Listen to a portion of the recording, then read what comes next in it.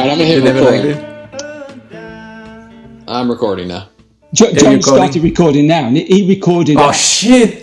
That wasn't. What? That was the funniest thing they've ever done. Exactly, that was the funniest thing. Oh, John!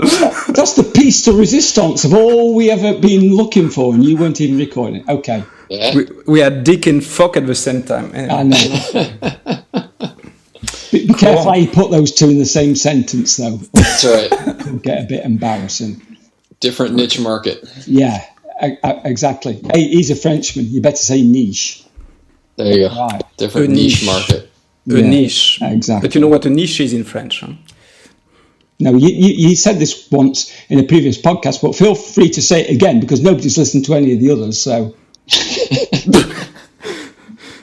Don't say that. I think we have one listener. Don't say that. And that's my aunt. That's my auntie, you know. All right. Okay. Anyway. I know I'm a bit of a megalomaniac. I am. It has to be said. But I want to kick things off because I want to tell people how I know John Strelecky. Because he's probably... I haven't got many interesting stories in my life, so that's kind of like damn with faint praise there, John.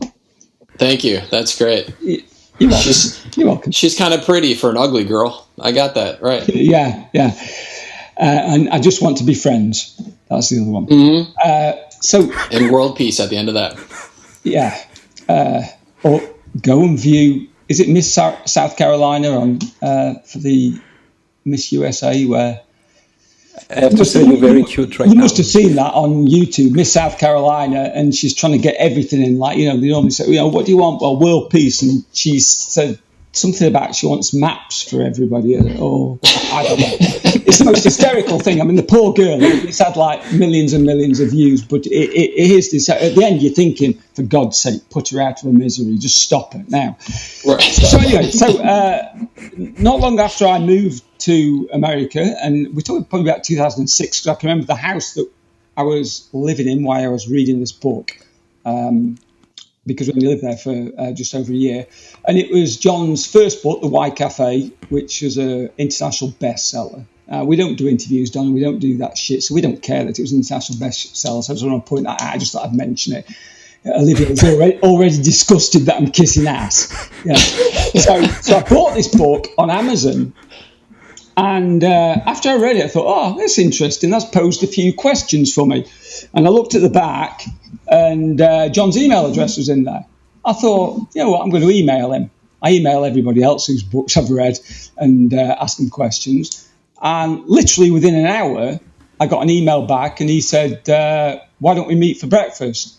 I was like, well, that's a little bit forward. We've not even had a drink yet, but he wants to meet me for breakfast. Gosh, how those simple words, I regret them to this day. But go ahead, Tim. And I'm like, why would he be asking to meet me for breakfast? I don't know this guy. I don't even know where he is in the world. Anyway, cut a long story short, he lived about a mile and a half away from me. And I mean, literally, I didn't know. I knew he was American, but because of the book. I had no idea where he lived, whether he even still lived in America. John's got a Chinese wife. Not that I knew that then, but he could be living, and he travels around the world. He could have been anywhere. And I said, okay, well, where are you? And he said, well, I'm in Sunport, just down the road. I'm like, oh, okay, we'll meet for breakfast. And that was it. So I just thought that was quite remarkable. If anybody's still awake listening to this, what do you think? I have a great follow-up question, by the way. Do you remember what you had for breakfast at the time? Yes, I do. And it was? Well, I had what I always have at the place that we went to. I had eggs. Americans just say eggs. They don't say what they have it with, what particular variety. I actually had ostrich egg with a very nice pâté de foie gras, and It's fucking interesting right now. Yes. It's amazing. John, In case we were wondering if anyone was still listening, I'm pretty sure I know at this point. okay, so, well, it was better than your intro, which was nothing, Olivier. So, Which intro? I called you a dick. That was a great intro, you know? It was edgy. It was like there were lots of elements and interest. good point. Anyway, what do you think? John, tell us a bit about yourself. Well, it's tough to follow that up, Tim. But so I, about myself, in 2002, did a major life change and decided to go follow one of the biggest things I'd ever dreamed of doing, which is to go see the world. And so went and literally backpacked around the world. And it was one of those things where everybody said, that's crazy. Nobody does that kind of stuff. You're going to get killed and all the rest of this. But, it was one of those things where I'd gotten to the point where, I don't know, I just couldn't keep doing what I was doing anymore. So off I went, backpacked around the world with my wife. We'd been married all of 6 weeks and spent a year traveling the world on $40 a day for 2 people. And when I came back from that experience, I just viewed everything different. The whole world different, my life different, everything different. But John, was that because you had some form of eye infection? Why? No. Definitely I don't know. It's one of those crazy things where you want to do something and you're thinking about it and the rest of the world isn't doing it and you do it anyway. And it changes your life. So I did that. And then I was inspired from that experience to sit down on a flight and write something down. And that became the genesis of the book, The Why Cafe. So I ended up writing the book, The Why Cafe, in 21 days, total stream of conscious experience. Never had any plans to be a writer, never had written anything before. So that was the start. That was the worst joke that you ever make, by the way, Tim. The eye thing, that was the worst one from ever, anyway. Ever. John, I have a question. I'll put it in my top 15. So, by the way, you're both going to be delighted that I even though I opened QuickTime to record this, I forgot to press record. So my entire intro about meeting John has been cropped off. So here we go again. It's a win-win, isn't it? Everybody wins. Carry on, Olivier. Apparently. Jeremy Paxman, for those in England. Jeremy Paxman has a question. Go. That's you, Olivier, by the way. I always hate your very directive thing. Go. That's not very compassionate and loving, and this is what we're trying to project. Go and be compassionate. There you go. Go with compassion, something, please. Go, please.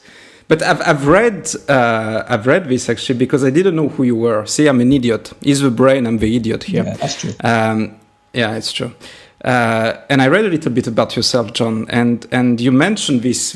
You've written your first book, The Why Cafe, in 21 days, and you were describing this experience where I was reading this. It was kind of a trance or something. You were basically writing nonstop, and you were like kind of. It was like an experience. Can you describe me that? You were just like focused, or what was that? Yeah, it was, keep in mind that I'd never written anything of length before and had no plans to be an author. So the idea of writing a book itself was completely foreign. And then, so I sat down at a computer and I started typing. It very much was stream of conscious. I never stopped at the end of the day and read what I had written so far. There was no editing along the way. I never thought to myself, oh gosh, what am I going to write tomorrow? I literally would just get up in the morning, I'd sit at my computer and I would just start typing. It would sort of come from out there through me onto the pages. And at the end of the 21 days, I don't know, it just felt done. And along the way, my wife asked me, as you can imagine, this is sort of a bizarre thing for your spouse to be doing, right? So she said, what are you doing exactly? And I honestly didn't know. So I was like, I don't know, but it just feels like the right thing to do. And, Olivier, if I hadn't just come back from traveling around the world and doing something crazy for an entire year that I realized wasn't crazy at all, I probably would have totally prejudged this and been like, this makes no sense. And what's the point of this? But I was in a very open space, and so it made perfect sense. And it's a good thing that I was in that space. But can you explain me before that, what you were doing before, like become this very famous #1 international writer? Before that, you were working in a company, or? Yeah, so I had a pretty eclectic background before that. I was a pilot for a while, and then I found out I had a heart condition. I couldn't fly anymore. And then I went to business school. I got an MBA from one of the top schools in the world. And was a consultant for a bunch of years. I would fly around the country and help companies make more money. That was my expertise.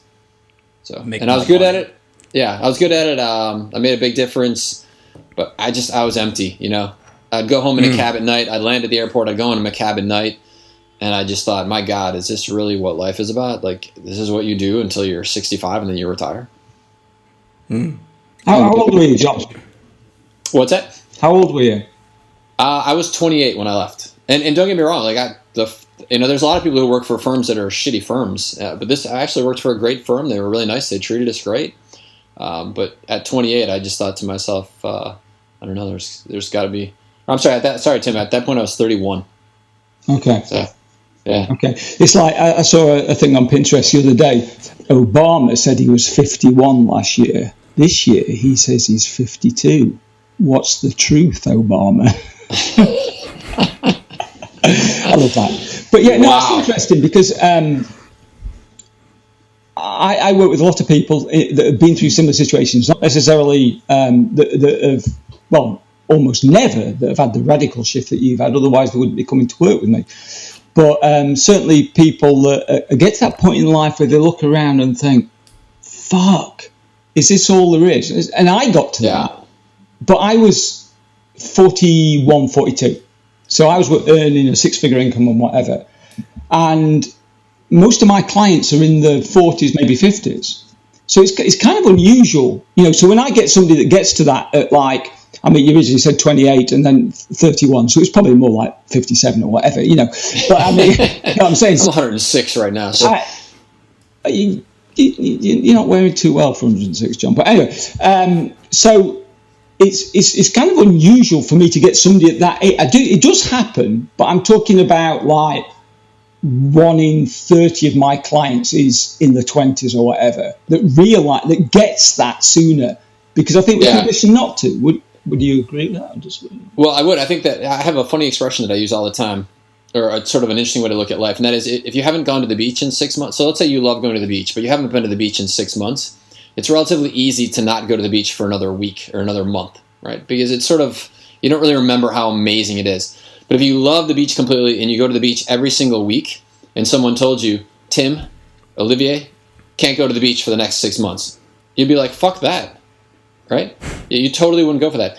So I think for me, Tim, one of the reasons is because when I was 28, I graduated from grad school, and I went and traveled for 6 weeks. I went to Italy for the first time ever to go overseas to Europe. And I backed that. I literally came home, was home for 3 days, backed that up, and I went to Costa Rica for a month and backpacked around Costa Rica. And so I think it's because I had that early taste of this adventure life, this travel, this carefree, like do what I want to do in the way that I want to do it. I think I had planted a big enough seed there that when 5 years had passed and I was busy consulting, I had now made a lot of money. I could see that, yes, you can continue to make a six-figure salary and do the rest of this. That I had that taste of it, and so I just hit it a little bit earlier. So I think for most people, you get into the grind and, you know, you get married, you have kids early on, and you're sort of in the mix. You're probably not going to have that chance. I got lucky in that regard. But I think that's mainly an American thing. I really do, because certainly, and I think this predominantly started in the Southern Hemisphere, in Australia and New Zealand, where they have gap years. So they finish what over here would be high school. Would it be high school? That age where they're about 18 before they go to university. So they take a gap year, and that's spread to the UK now. So kids will go and take a year out, and they'll go and sample the world, and they'll go, you know. And originally it was seen as like, whoa, that doesn't look very good on your CV or your resume or whatever you want to call it, because you've like taken a year off to do nothing. But then bigger companies started to realise what they were getting were people with a much broader view of life, a different attitude towards life, because they've seen different cultures and they travelled or whatever. They weren't just lazy. Nobody takes a gap year to sit on the sofa and eat pizza. Do you know what I'm saying? So it sounds a little bit like that, but maybe a tad later than most people. Yeah, absolutely. You're right. I think that, and I know Israelis take often a year after graduating from college. I met a lot of Israelis out on the road or after their military conservice is done, conscript, whatever that's called. So yeah, I think it's more typical for cultures other than Americans to do it. And you're exactly right, because when you're out there traveling around the world in a foreign country where you don't speak the language, if you can get food and shelter in that scenario, then when you come back to sort of your traditional corporate environment, people just aren't as flustered. They don't take it so ridiculously seriously. They're not flustered by the small stuff. They're better thinkers. So yeah, you're right. Olivier, do they do that in France? In France, is that? No. France is so archaic. It's you need to go to the best schools, and then after that you need to get your job, and your CV needs to be, there's no gaps. There's no possibility to go a different way. If you have studied in one field, you'll go till the end in this field. You cannot change. It's very, very archaic and very static. And to me, I would talk about me. My first job was in an accountant firm, actually, in an accountancy firm. I can believe that. Yeah, I studied business, So yeah, you can say, yeah. And I the first 3 weeks when I look at all my colleagues, and I've been 20 years in the same firm, and I look at myself, I was 23 at the time, or 22. I say, shit, I cannot stay like that for it's not possible. So I resigned after 9 months and went to Ireland. I just resigned and just went because I wanted this freedom. I wanted to discover stuff. I wanted to really to live and to see this environment so claustrophic. So, okay, maybe Olivier, in 10 years, you'll have your promotion. You'll become the senior, whatever. No, it's not possible. Anyway, that was my feeling. I never knew you went to Ireland. I went to Ireland and I lived 6 years over there. Really? And I married my wife. And I had my first kid over there. Sorry, John, it's not about you now. It's about me. No, I think, that's your story's a great one in that when you follow that inner drive, right? It didn't make sense culturally. It didn't make sense, quote unquote, professionally, but you're like, no, it makes sense to me. Yeah. At the end of the day, one of my favorite questions to ask myself is why. It's in the back of the book for the Why Cafe. Why are you here? Right? And when you ask that question to yourself, why am I here? That is actually authenticity, right? Because who else is going to tell you why you're here? But you, for yourself, said, I'm here because I want to be an explorer. I want to see this world. I don't want to sit in an office for the next 40 years of my life and then collect my pension and maybe then go see Ireland. Right? It just made no sense. And I can relate to that because it didn't make sense to me either. I looked at the guys who were 10 years farther down the path, and most of them drank more in a week than I could drink in an entire year. They had lousy home lives. And I was like, oh, wow. Who doesn't want that, right? So it just didn't make sense to me either. And so I think that's a great thing is when you see these things that don't make sense and you ask yourself, well, why am I here? What am I going to do with my life? And then you follow that, you're way more likely to be happy. And I think at the end of the day, you ask yourself, what's the point of life? I think it is to be happy. So I totally relate to that. And it's a very powerful question. This why are you here? What is your purpose here in this life? And we discussed with Tim before, we believe, or I believe, there's no reference points today in for the people to see. Nobody will tell them, take this liberty, take this freedom, and try to explore what is important for you. Today, I have this feeling that there's this fear around, that people tend to stay in their jobs. They tend to stay in something not challenging the norm, not challenging the narratives. They're just doing whatever they've been told here. So I think it takes an act of courage. What you did, take this 1 year off and visit the world.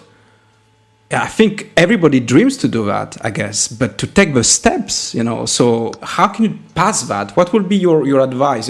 How do you make this happen? Take the first step. Yeah. So, the route that most people take is they have the heart attack, they're in the hospital, and they're like, I'm not going back to the job. So they sort of wait until death almost takes them before they make these dramatic leaps. Right. It doesn't have to be like that at all. And so I will give you a very tactical approach to it. And then you guys can tell me if you want something a little more esoteric. But the very tactical is I teach a technique called sampling. And the goal is one of the things that Tim and I worked through when we wrote How to Be Rich and Happy, and I'll never forget it, Tim. I'm so grateful. Is what is the primary goal of your brain? Your primary goal of your brain is to keep you alive, right? And if that means it wants to do the exact same thing today as it did yesterday because you're still here. So it must have worked, right? Let's just lather, rinse, repeat. We'll do the same thing again. And so you are fighting against a deeply embedded neurological pattern in your brain that says, let's just do the same thing again. But there is a very simple way to get beyond this. You just have to be a little bit patient. So I call it sampling. And the analogy that I use is you go into the grocery store and they're carrying around these little trays, right? Or they got the little cups in the little stand at Publix. Would you like to try one? Sure, right? And what are you going to do if you like it? You're going to buy it, right? Now, when you buy it, do you buy the little size on the toothpick? Heck no, you buy the big one. So you can extrapolate something in life as simple and basic as what they do in a grocery store to enable your brain to make these huge transitions. For example, let's say that someone says, I want to take 6 months of the year and go sail a sailboat with my family down to the Caribbean. All right. If you literally walk into a marina and try and make that happen with no pre-work, your brain is going to be freaking out, right? So sample it. I tell people for the next 3 weeks, I want you to spend 5 minutes a day getting yourself familiar with what it would be like to sail you and your family in the Caribbean for 6 months. Okay, well, how do I do that, John? Get on YouTube, right? Watch a YouTube video. Okay, so something amazing happens when you watch it, or flip through a magazine. That's even more like basic, right?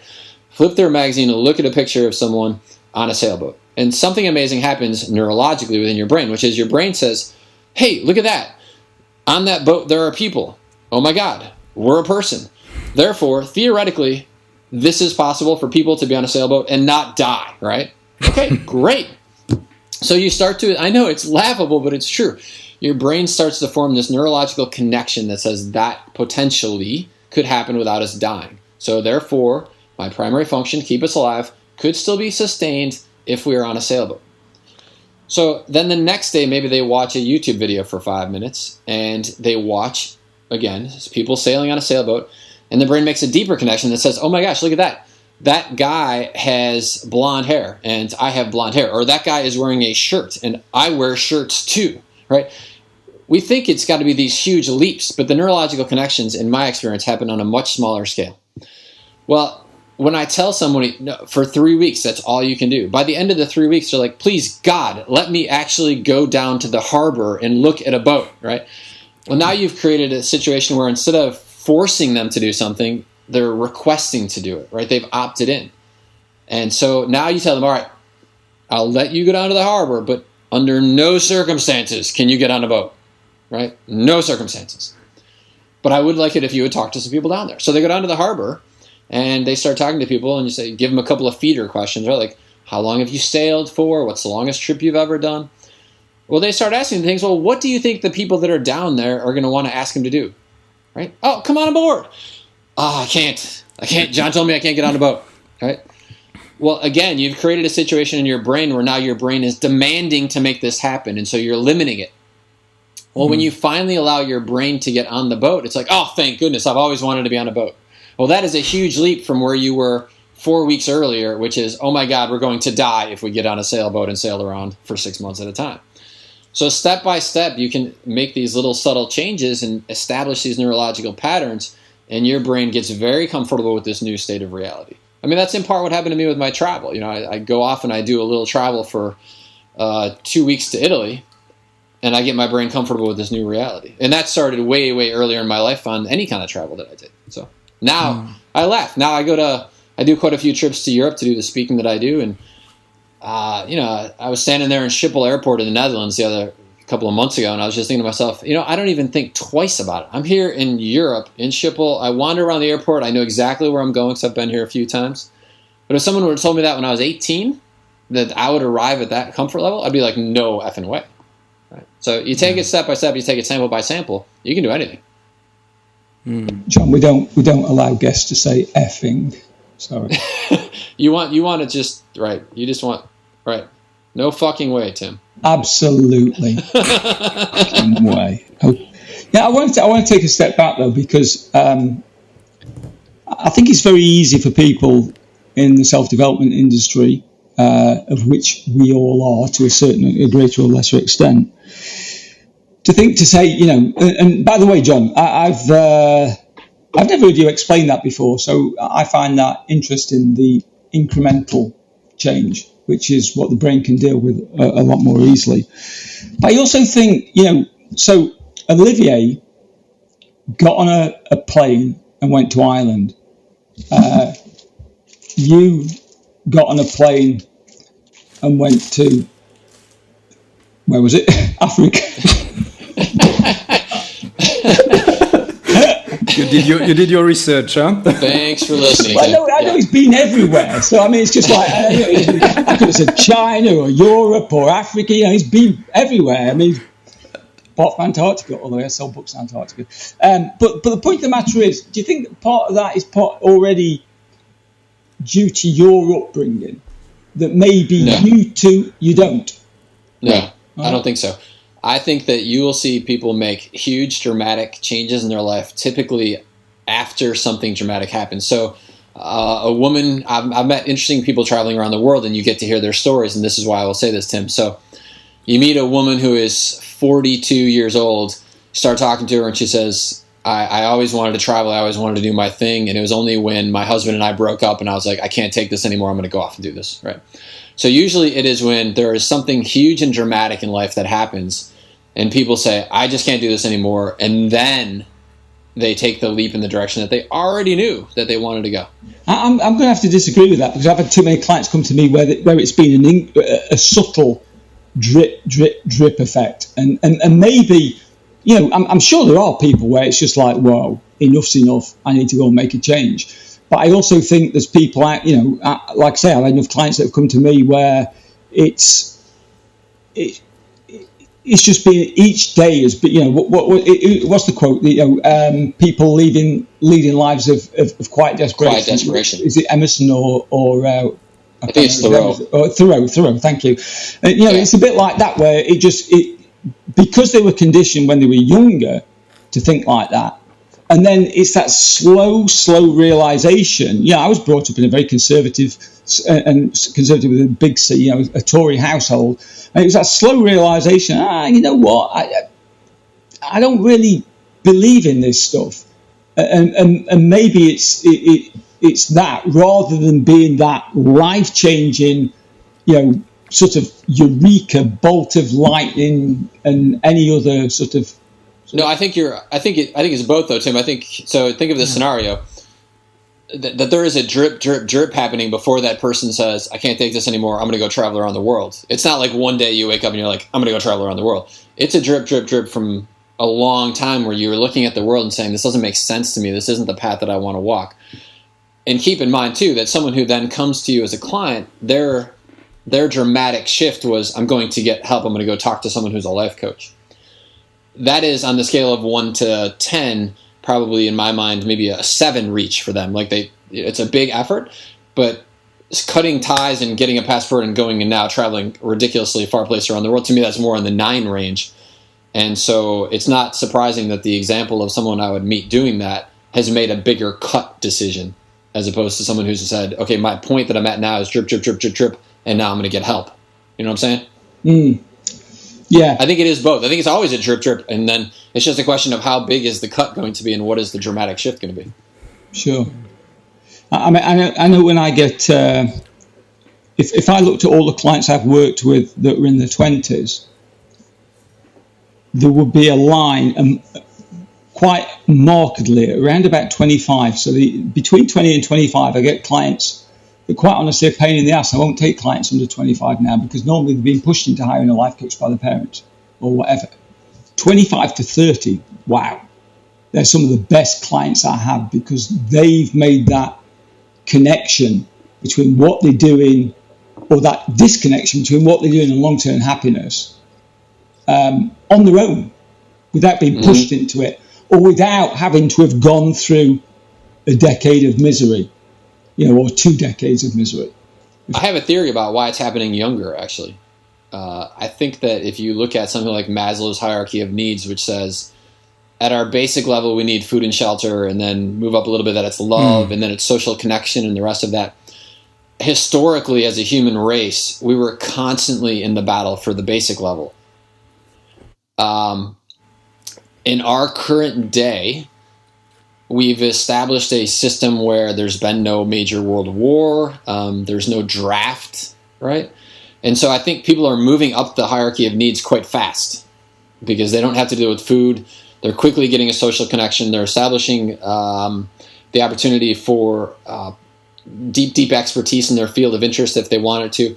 So I think what's happening is they're moving up the field fast of the hierarchy of needs, and therefore when they're 28, 29, 30, they're having these epiphanies where in the past I mean, think about it, right? So you could have moved up that hierarchy of needs in the 1920s, but then the Great Depression happens and you're right back down to the bottom. I got to find food and shelter, right? Mm-hmm. And I think if you looked at the pattern over the last 100 years, you'd see more of that, but we haven't really seen that in the last 30 to 40 years here in the States. Very true. Olivier, what's the meaning of life? You've gone very quiet.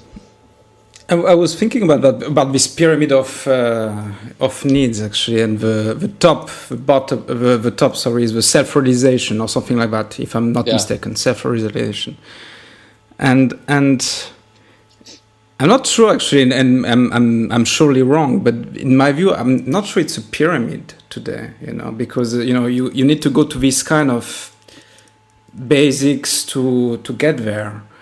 And it looks to me that it's more like spreading today now, that people are even they're not even going to their basic needs, meaning that they will eat poorly. I'm talking in the young generations, or even won't have like this shelter or this comfortable shelter, but they would like to achieve something. The sense of achievement will be even stronger, meaning that they don't go to this kind of hierarchy. They will be appealed to achieve something. So I'm not sure that today this pyramid, in my mind, I'm not sure that today it's a pyramid. It looks like more an elliptic kind of thing, that people will touch something like that. I don't know you're thinking about that, John, but it's this is how it appears to me. I have a particular story of my family, my ancestors who lived in Chicago when they had come over. Most of them were immigrants from Europe. And they literally were starving. They were starving in Chicago. I don't think anybody in this day and age is starving. So I think it's so implied that food and shelter is available that it's not one of the basic needs that we drop down to hardly ever in this, at least in this country, at least not in sort of the mainstream, right? So I think there are exceptions to that, but I agree. Oh yeah, there's exceptions to it, but I think by and large. So, but you raise a great point, Olivier. Is it a necessary requirement to go through all the levels before you hit the desire for self-actualization? No, I don't think so. I think that some people have that quest earlier in life. Some people have it later in life. So I'm sure you're right. It's not necessarily you have to tick all the boxes before you start asking the question of why am I here? Actually, the question that Tim raised, what's the meaning of life? What is your answer here? 42. Except for 42, yeah, except for this one. What is my answer? Yeah, I think about that all the time. To me, that's the big driving force. So I have two general philosophies by which I live my life. One is to answer that question, why am I here? Therefore, what is my purpose? And live in accordance with that. And the other one is something that I teach called the Big Five for Life, which is, okay, your purpose is the broad overarching reason why you exist. So, for example, maybe it's to make a difference, or quite simply, it could be something as straightforward or basic as I want to enjoy my life. I want to have fun, right? I want to make people laugh, right? Then the question is, okay, what are you going to do Monday morning, right? Yes, I want to enjoy my life. What does that mean? And so I teach the concept of the Big Five for Life, which is identify the things that you most want to do, see, or experience during your time on this planet, and that fulfill your purpose. And I have that be the five most significant ones for you. And I couch that in the context of if you were to get to the end of your life and you had done these five things, that you could look back over your existence, no matter how long you were here, and you could say that your life was a success by your personal definition of success. If you get to more than the five, that's wonderful, that's great, that's all sort of gravy on top, but at least you got to the ones that would allow you to say that your life was a success. And the analogy that I use, because some people sort of struggle with that visualization, is that think of your purpose as like a river. So I'm on the make a difference river. And then great, so what ports of call are you going to stop at along the way? Oh, I want to build homes for the homeless in Guatemala, right? Or I want to be a math tutor to underprivileged kids. Or I want to be a great dad. Or I want to be a supportive spouse, or whatever. It's very personal for every person. But I think the greatest challenge and the greatest opportunity in life is to ask yourself that question. Why am I here? Figure it out. and then live in accordance with it. Because otherwise, I think it is exactly what you were talking about, Tim, with that quote. It is an ongoing daily version of just suffering on some level. Actually, when I was reading about you, John, I came across this book, The Big Five for Life, right? And I was trying to, because in my mind it was already predefined, inside the book, the 5 things that you have to do. So I tried to look at desperately in every article to see, okay, what the hell are these big 5 for life, that I can ask him really to elaborate. But finally I read that, okay, it's your personal big 5. You define them, right? Yes. So no one can tell you what they are. It's only your assessment of yourself. That's why I partnered up with Olivier, because he could have just sent me an email and said, Tim, have you any idea what the big 5 for life are? And I could have sent him saying, yeah, what the fuck you want him to be? So, yeah, I'm sure that your answer is say, find a prostitute, get hammered, and whatever, things like that. I'm sure this is what you'll answer. As if I'd need to find a prostitute. I've got 2 in the cellar. How do you know? Yeah. But can I throw you a curveball, actually, John, on this big 5 for life? Yeah. Right. Because it's if I may be mistaken, because I've just read that, is it this big 5? Is it wanting to do something? Is doing something? Wanting to do something? What is it exactly? Is it? Yeah, I couch it in the context of things that you want to do, see, or experience. Right. So. Okay.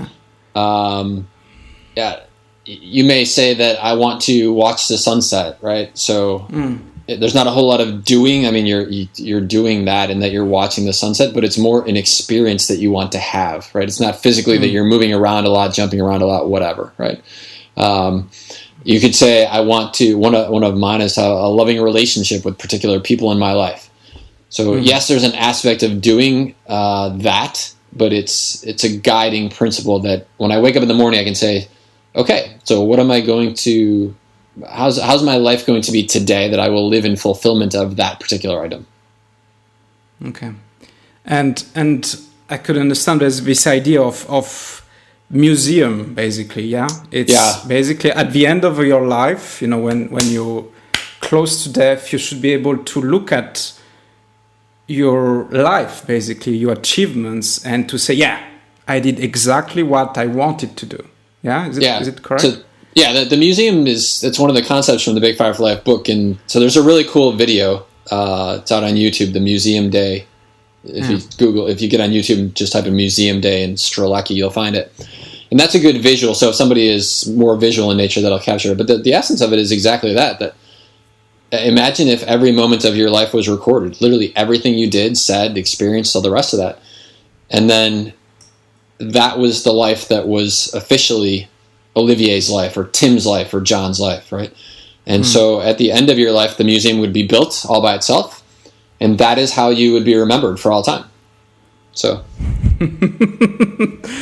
Yes, 5 minutes. That was 5 minutes from Tim. I'm professional, aren't I? There you go. Nice. Oh, it's after screwing up for 15 minutes, you have only 5 minutes. Thank you. Me, God. All right, so let me finish the concept then, Bronson. Yeah. So the idea is that not just imagine if that's how you would be remembered by other people, which legacy is huge value for some people, so that's important. But imagine if that's what the afterlife was. So if heaven, or however you perceive the whole thing, what if that's actually the way it ends, is that you spend the rest of eternity walking through your own personal museum of how you lived your life. So when I share that with people, that's a game changer for them, because they're like, whoa, I mean, everything I've done so far, I'm happy with some of it. Some of it is, crap. And how am I going to live my life tomorrow? Am I going to be okay with that? That's the kind of thinking, Olivier, that inspires people, I find, to do exactly what you did, which is go off and I'm going to spend my time in a different country. That's what inspired me to get out there and see the world. So, 2 comments here, because to buy a bride, though. buy a bride. Sent him to Ireland. I've learned how to drink in Ireland, and I'm very proud. But it's strange, how this concept is, the Tibetan Book of the Dead or the Egyptian Book of the Dead will actually, you look at your life, this is their thinking. They say, okay, you look back this life review, which is actually with your concept.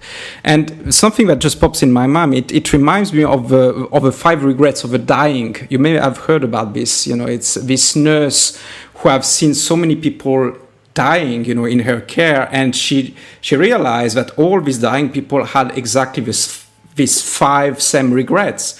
And the first regrets where everyone comes with is, I wish I would have lived the life that I wanted to live, not the other wanted to live for me, basically. Right. So basically, live the life that you want, really. Don't wait till the end, till you drop dead to do that. So right. And I'll tell you that, because we can say that and people can listen to that, and people have been saying that again and again and again, and I know exactly what you're talking about, Olivier, but successive generations don't learn from previous generations' mistakes. They have to learn from their own mistakes. I can remember at the dentist not that long ago, and the dental assistant said to the dentist at some point, said, is it true that you can't be cleverer than your parents? And the dentist came back really quick. He said, well, I don't know how clever Einstein's parents were then. And it's kind of like, so we go through life and, it's very easy for us to say to people, we're all more mature gentlemen. I'm more mature than the rest of you. That's for sure. Yeah, chronologically rather than any other way. And I can say to people, don't do that, because trust me, I did that. It doesn't work. And they're like, fuck you, it's going to work for me. So it's kind of like we can have these conversations, and I think the only people that take it on board seriously and do something with it were the people that probably would have done it anyway. Is that cynical to say that? I think you're looking at it the wrong way, though, Tim. I think I hear exactly what you're saying, and I agree with what you're saying, but I think it's to look at it the opposite way, which is if you were a person who is in a position and saying, I want my life to go in a different direction, then who is out there living the life that I want, and what is it that they're doing? And that may, in fact, mean reaching out to someone and saying, so let's say, perfect example, right, Tim, somebody says, I want to become a life coach, and I've evaluated my situation, I love helping people, I've got these skills, and I want to do that. They would be the perfect person to reach out to you and say, Tim, can you help me with this, right? Can I take your course? Can I do whatever? And so that's where they're proactively reaching out. I'm sorry, but Olivier is shaking his head and going, no, don't take this. Don't train with this man. Yeah. But so it's the opposite of me as the quote unquote experienced elder telling the person, oh, don't do that. And it's instead inspiring someone else to say, the path is actually finding the person who you can really ask, right? Instead of the elder saying, don't do that, it's giving people the courage and the realization that they can reach back up to the elder and say, can you help me do this? That's the difference. An elder isn't necessarily the right term, because quite frankly, there's 7-year-olds who have life wisdom beyond 72-year-olds. So it's not necessarily an age thing. Okay. That's very true. I feel suitably told off. No, but you're right. But I guess we're trying to talk to people who are already open and already available for the message, rather than trying to convert people. I.e., which religion haven't I not this week, Olivier? I think you have the Scientologists that you need to do. Really? I think I've done Scientologists before. No. Sorry, John, you're not aware of this, but I've bashed pretty much every religion, every culture, every country, including my own. And I'm just a bitter malcontent. But we're getting there. He's getting help, and you can see this. Yeah. Hopefully these podcasts will really make a difference for you, Tim. That's all I'm hoping so. I keep telling my therapist they will. Vent, and that'll be fine. Tim, how much time do you have right now? About none. About none? Do we have to wrap this up, or what do you want to do? We ought to, yeah, because I'm a busy man. I've got clients and stuff like that. Just because you two can travel around the world and do fuck all, but yeah. I'm just jealous. I'm just bitter and twisted. I just want to get you off, so I can go. I'm going to go and buy a cat just so I can kick it. Yeah. because I've got 3 Dobermans. If I kick one of those, they'll bite my fucking leg off. Can I just say before closing? I've seen an interview with both of you actually about your book that you wrote together. This How to Be Rich and Happy, something like that. And I hope it's very cynical title, by the way. I hope it is. And I've seen you, Tim, actually, and you had this very pinky shirt during this interview. And I was just like, oh shit! It was salmon. It was salmon. It wasn't pink. Anyway, but he told me it was the only one that was clean, but I think maybe in retrospect that's his favorite. Especially when you put on pink pants as well. Yeah. So you need to hire better PR because the pink didn't do it for me, and I think the book didn't do so well because of the pink T-shirt often. Anyway, John, thank you very much to have been here. What do you think about this experience? Very short experience actually, because usually we go more than an hour with this stuff. So I'm sorry, but we need to cut off. But yeah, it's a shame. That's just thanks a lot, Tim. Right? Yeah. So apparently don't co-author a book with Tim, because then when you do the podcast, he's going to shaft you on the amount of time you get. Well, I don't know what to say. I feel so foolish now. There you go. I actually want to throw one legitimate comment out, Olivier, something that you were just alluding to. Do we have time for that, Tim, or no? Please do. Yeah. Okay, so it's on the question of how to be rich and happy, and you said something there, Olivier. And I don't remember what it is exactly, so I'll paraphrase it. But it was in essence, I hope the title is sort of...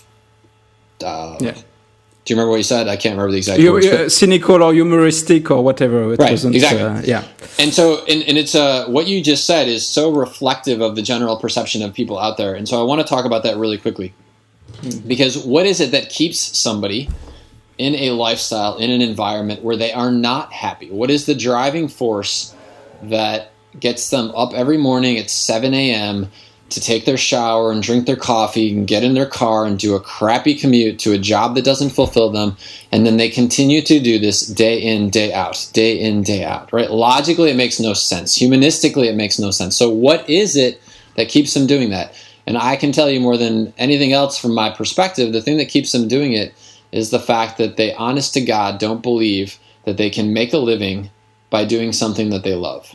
And so the whole essence of How to Be Rich and Happy, that entire book is, listen, if you just will allow yourself, and I struggled with this for decades, so I don't say this in any way, shape, or form from a place of judgment.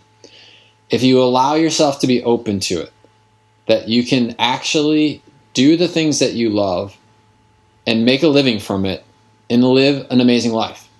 Yes, it's harder to find people doing that, but not impossible. By any stretch of the imagination, not impossible. And so you're right. Actually, you were laughingly saying it, but that book has done not nearly as well as I expected it to. And what's interesting is because people are afraid to be rich and happy at the same time. Now, we define it in the book as rich and happy means the ability to do what you want when you want. Right? It's not about money. So I can tell you a ridiculous amount of stories about people who have figured out how to travel around the world, launch their businesses, do whatever without any money. So it's not that it's necessarily that money is required. But I will say this. One of the biggest things that keeps people from living the life they want is the fact that they have some really unsupportive money beliefs. And so if you don't think that you're worth getting money, because quite frankly, in this day and age, the more value you add, the more difference you make, people are going to reward you. Right? You write a great song, people want to download that song. They want to listen to that song. And when they download that song, they are not going to trade you a chicken for the download. Right? They're not going to barter with you. That's not the way the world works anymore. They're going to reward you for making an amazing song which inspires them by giving you 99 cents on Amazon.com. And so if in your deep within your neurological connections, you have a belief system that says money is evil, you will never, ever get yourself to a point where you can be free to go do the things that you want to do, because that's just the way the world works. And so one of my great wishes is that people who have their big five for life, who have clarified their purpose in life, also will take the time to get really comfortable with their current money beliefs so that they can then go create and live that life. Because otherwise they're always going to be in some level, shape, or form sabotaging the very success that they so seek. Mm-hmm. Amen to that, John. Amen to that. I've only got half a glass of water. Anyway. Straight up vodka in there. Straight up. I like what you say. Yes. I like what you say. I like what you say. But I think this is what you define. The rich thing is more than money. I think this is what is essential to me. To me, Yeah. it can be very small thing, but to fulfill. And to me, this is what is important. And this is how I take this: is the fulfillment. Live this fulfilled life, which money can be part of, but there's so many stuff out there. Oh, yeah, because it can be the exact opposite. So to me, the ability to do what you want when you want is freedom. It's one of the most basic tenets of human beings. We want to be free. 95% of people have travel as one of their big five for life. Why? Because they want to go see the world. They want to get out there and experience this amazing planet that they were given the chance to live on. And so, okay, so I want to do, see, or experience that, right? That's my definition of what I want when I want. So get out there and do it, right? But the thing that keeps them from doing it typically is they think, I have no money. Freedom is probably the most popular value I see. Is that right? Yeah. In fact, I would say, without a doubt, it's the most popular value. When I ask clients, list your 8 things that are most important to you, freedom is probably on at least half clients. So you're 100% right, Olivier. It absolutely does not require money to do these things. Right? I mean, you can have freedom in so many different levels without necessarily having $1 million in the bank. And this is the point that I was going to make, and I got myself sidetracked. I've met people that have boatloads of money and they have no freedom. Yeah.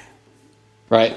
So it's not either one or the other. That's the point. If you got unhealthy money beliefs, you'll kill yourself. I had a client, I'm going back about 7 or 8 years now, and she was constantly stressed about money. And eventually I said to her, how much have you got? And she said she got $300,000 in her checking account. This was before the crash, I said, you do realize you could go and live in various countries in Southeast Asia like a queen for the rest of your life on that kind of money with the interest in that. And you're worried about, day-to-day things. And, it's just, it is half the time, it's a mindset. Yeah, I mean, 300,000 is no small chunk of change. But I remember meeting a guy in Hong Kong, and this guy was the largest hedge fund manager in Shanghai. Right, the dude was worth upwards of $50 million, and he said, "So what have you guys been doing?" I said, "We've been backpacking around the world." He said, "Where are you going next?" I said, "Africa." And this guy's in his probably late 50s. He said, "Gosh, I've always wanted to go to Africa." Always wanted to go? You have $50 million, right? I'm traveling on $40 a day. That's, $12,000, $15,000 is all you need to get your butt down to Africa. So clearly, that it's not about it's about the belief. It's not about the dollar amount in the bank account. Absolutely. On that, actually, this. Oh, we have to cut. Oh, for fuck's sake! For fuck's sake! We're just getting to the good stuff. What? You're really a dick, huh? Really? I have to say it because you didn't record it, so I have to say it. Sorry. We didn't record it earlier on. Oh, I see what you mean. Yeah, sorry, you called me a dick at the beginning of the program. We didn't record. I love you, Tim. Really. You know what? Take this. All right, well, John, I fear that Olivier is going to start playing his guitar because he normally does do it this time. No, that's for you to speak and to. I'm just making an ambience for you. An ambiance. An ambiance. Okay, because he's French, he does that. There's got to be an ambiance. So, John, thanks very much for joining us. It was a pleasure to have you on. You actually will go down. There will be a Wikipedia page at some point with your voices. It will be first sensible podcast ever done, and you were on it. So people that listen to the first 3 first are going to get this one and think, "What the fuck? This can't be the same people." They were talking about gibberish. You're going to lose 90% of your podcast audience. Yeah, or we're going to gain a load of people that listen to this first and don't track back. So thanks for joining us. Good stuff. Thank you, John. And I hope you come back actually to finish this because I think it was very interesting. Very interesting. My pleasure. Thank you. We'll have less content next time to appeal to the rest of the audience. And you, Frenchy boy, what was that? I didn't. No, so never mind. Never mind. everyone will send me the file, the files and every stuff, and I'll do my magic. Shouldn't you do an actual ending of the program so you can then edit it properly? Shouldn't you say, "Okay, everybody, thank you very much for listening to this is raw"? No, because you don't. Oh. No, because imperfection and authenticity. Imperfection and authenticity is Has anybody ever said that? Imperfection is perfection? Because if not, I'm going to trademark the fucker, because everybody trademark editing in this country. Have you seen, John, how Bonefish have trademarked happiness here? How the fuck can you trademark? And this is more like what the podcast should have been. How the fuck can you trademark 2 words, happiness here? On that bombshell, I'm going, because I've got a client, and I haven't, that was a lie, I've got a consult, but I need to go and get something to eat for my lunch, and ramble. I'm stopping my recording now. Bye guys. Bye. Okay, yes. Thanks, Sean. Take it easy, and we will. All right. All right. See you guys. See you.